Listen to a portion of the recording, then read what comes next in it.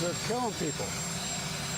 I mean, it really, look, the only pandemic we have is among the unvaccinated. And they're killing people.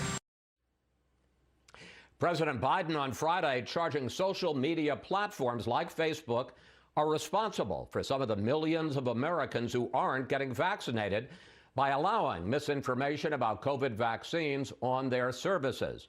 And it's time now for our Sunday group, GOP strategist Karl Rove, Susan Page of USA Today, and former Democratic Congressman Harold Ford Jr. Susan, let me start with you. What do you make of this new wave of COVID cases and the fight that the administration and the president himself is engaged in with Facebook? Could that Facebook official be right when he said the White House is looking for a scapegoat, is trying to change the subject because you've got this spike in new cases and they didn't meet their vaccination goals? You know, you can see the frustration with the President Biden and with his administration, because they've got vaccines that work and they're safe, they're widely available, and yet about a third of Americans won't take the shot. And you heard in your interview with the Surgeon General, he said, I don't make laws, I don't make regulations. They also can't force Facebook to do anything. Facebook is a private company. So how do they go about convincing those Americans who have refused so far to get vaccinated to do so? And it's a problem for this administration, because the people who are refusing to get vaccinated as a group tend not to support President Biden or trust him, often tend not to support or trust what government officials generally are telling them. And that's why you see things like that extraordinary exchange, really, where the president accused Facebook of killing people. So, White House Press Secretary Jen Psaki took up this issue, this new fight this week, and pushed back on the charge that what the White House and President Biden are doing verges on censorship. Here she is. We don't take anything down.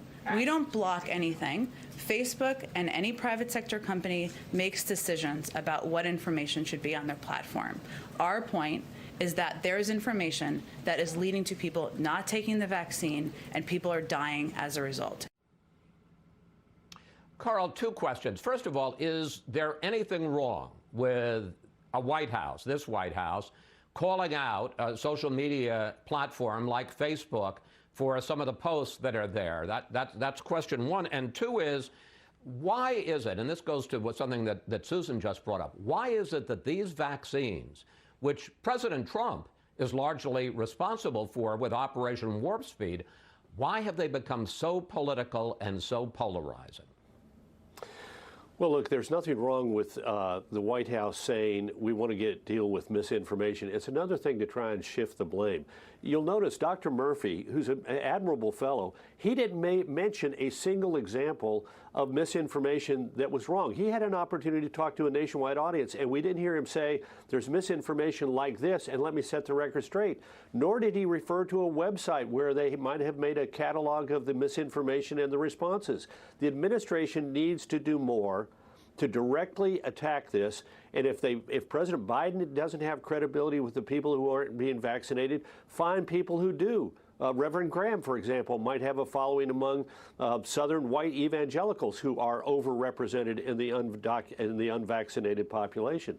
So the administration has dropped the ball on this. The president could go to Philadelphia and make a speech about voter integrity and make a lot of misinformation statements, but he can't be bothered to give a nationwide address on this, nor can his administration be counted upon to directly deal with this misinformation, which needs to be dealt with on a fact-by-fact basis. Well, that comment about the trip to Philadelphia, Harold, brings me up to another big domestic story this week, and that is the continuing and maybe escalating battle over voting rights. Here was President Biden this week. This is election subversion. It's the most dangerous threat to voting and the integrity of free and fair elections in our history. But Harold, at the same time that President Biden is saying this is the most direct threat to voting in the history of the country, he's absolutely silent about changing the filibuster, which is the reason that, because of Republican ability to continue the filibuster, that they're able to block any federal voting reforms. how do you square stating how serious, how almost existential the threat is, and then being unwilling to discuss or take any intermediate action?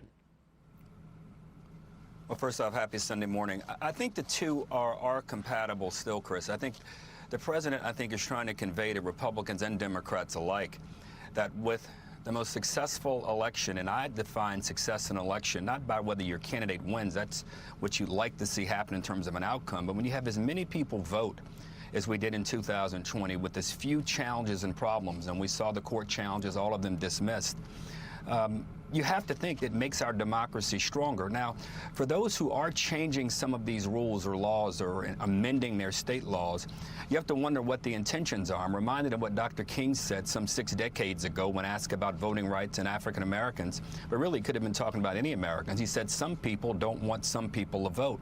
When you have record turnout, with record low levels of challenges, why would you want to change that? I understand we all want our candidate to win, but candidates for office don't get to pick their voters. Voters get to pick their candidates.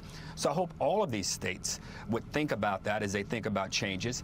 And if President Biden can't persuade enough Republicans to come along with him in the Senate, maybe he will consider the filibuster change. I'm not in favor of that, but it looks as if the threat that the president believes as grave as he thinks it is, he may be prepared to travel down that path.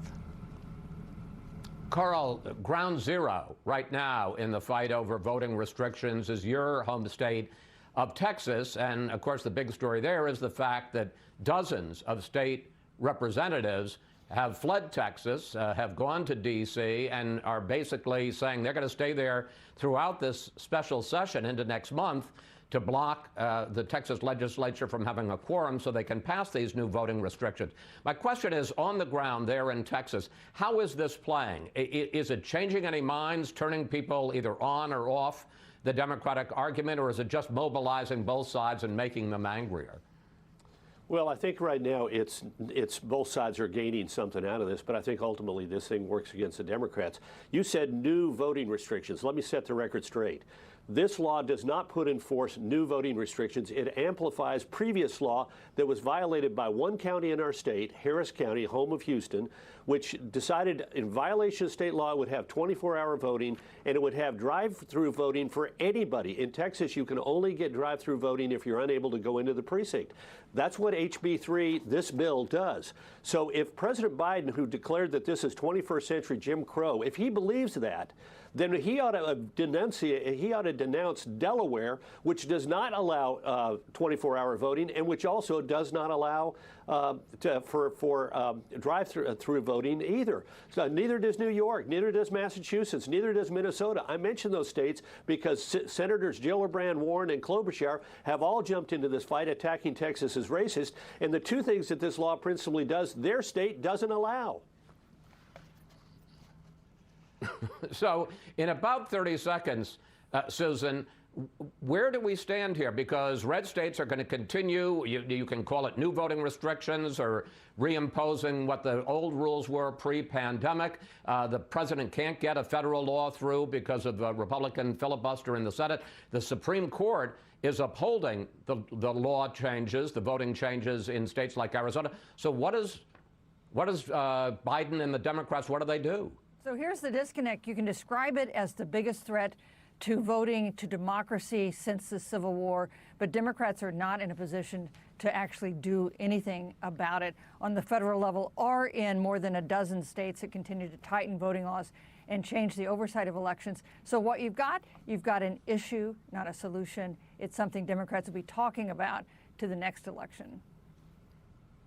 And of course, all of these rules could change who actually votes in the 2022 midterms. Panel, thank you. We have to take a break here. We'll see you later in the hour.